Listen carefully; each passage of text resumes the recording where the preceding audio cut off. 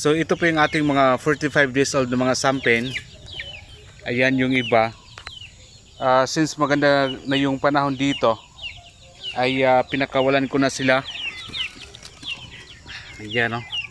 Pinakawalan ko na ito dahil pag hindi natin sila pakawalan, ang napapansin ko sa ating mga ganitong edad, madali lang silang madapuan ng ng sakit, tulad ng Falfax, Coryza. At saka pag sila tuwing gabi, may napipili ata dyan, no? Tuwing gabi pag matulog sila, yan, sa sobrang dami nila, yung nasa ilalim ay kung sa tao pa ma-injured o kaya mapilay. Yan, no?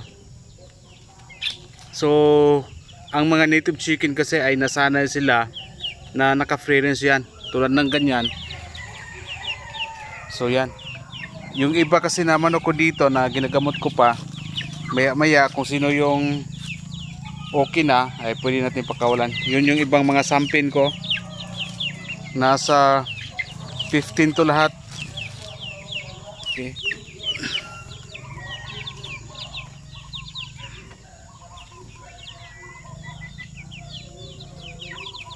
So kailangan pala pag ganitong edad, pwede na pala itong pakawalan sa ranging area. Yan.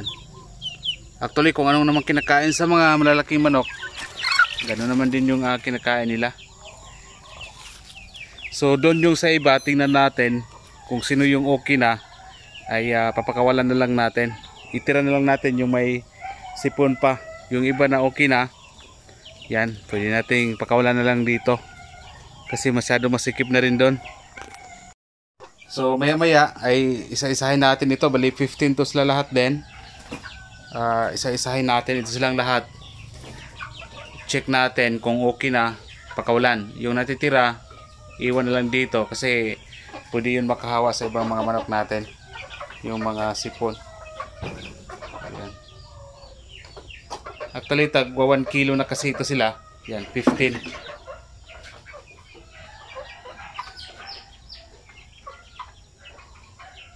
So yun. So tulad nitong isa, nung nakarang araw may sipon pa to, pero ngayon wala na.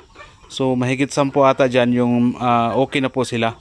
So ang manok kasi kapag hindi sila nasanay sa mga antibiotic na pinamigay natin nila, madali lang silang gumaling kung gagamutin ho natin sila. Ayan. So okay na. Bali 3 days lang yung pagpainom natin sa kanila ng gamot. So yung iba doon, may 10 akong nakita kanina, pakawala na lang natin. So yung iba may 3 or 4 na lang ata dyan, ay may kaunting sipon pa. So madali na lang yan. Okay. A few moments later. So yan na po yung iba, yung pinakawalan ko dyan. Yan, yung isa na yan. Nung nakaraang linggo may sipon yan, pero ngayon wala na. So pinakawalan ko na sila dito. So at least dito sa ating ranging area ay dapat walang manok dito na nagkasipon or kung ano man, para hindi mahawa yung iba.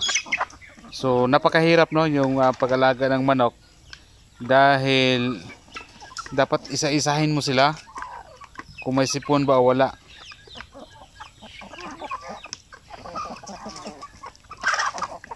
Kaya hindi madali ang pag-aalaga po talaga ng manok, sa totoo lang. Kung yung pag-alaga ay yung tulad sa akin na talagang tinitingnan sila bawat isa, mahirap po talaga yan. At madali lang nating malaman yung manok na may karamdaman kasi nga makita na natin sa kanilang hitsura.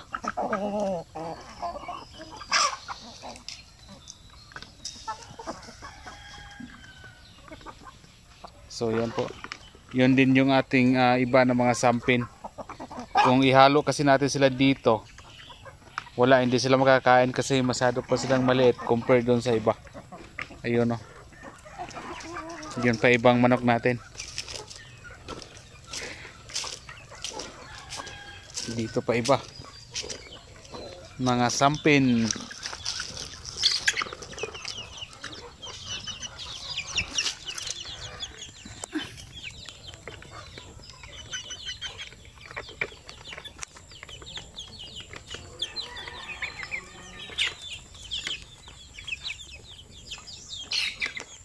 Kaya yung isa may parang may pilay yung isa.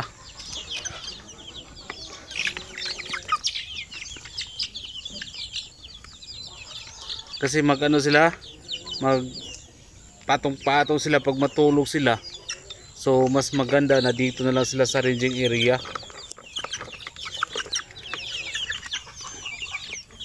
Para hindi mapilay yung iba na maliliit dito.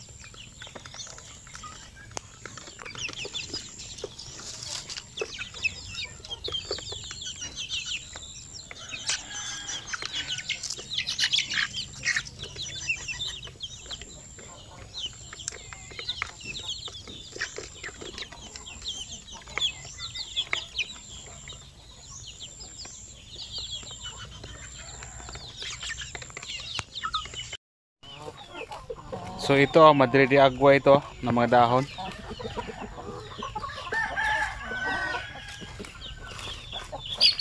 Kasi ang ating mga native chicken ay kailangan talaga ng mga dahon-dahon.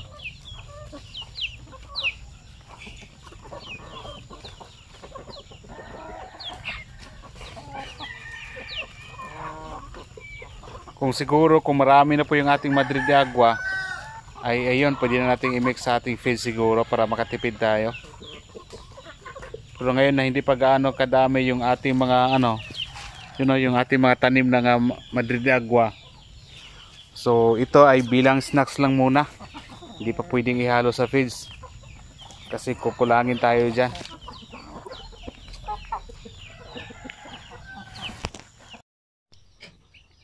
At isa pa ngayong araw ay meron naman tayong dagdag na sampin, no? Ayan, mga sampin po yan. Ilan ba sisiyo dito? Hindi pa ata ito tapos to. 4, 5, 5 pa yung sisiyo niya. At hindi pa tapos. Yun pa. Sampin. So baka bukas lang natin yan ipugad. At meron din tayong isa doon. Tingnan natin meron tayong isang napipisa rin.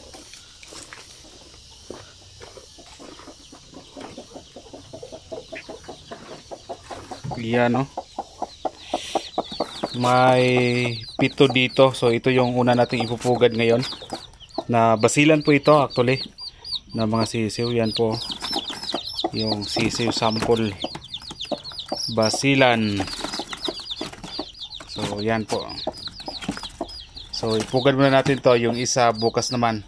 So nung nakaraan meron din tayong mga pinupugad. So at least ay sunod-sunod na po yung ating mga sisiw dito. So yan na po ang sisiw.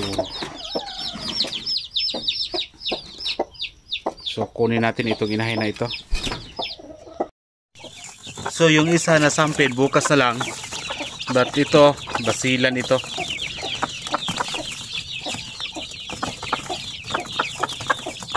Pito lang, 2, 4, 6, 7. But kahit na pito, at least may sisiw.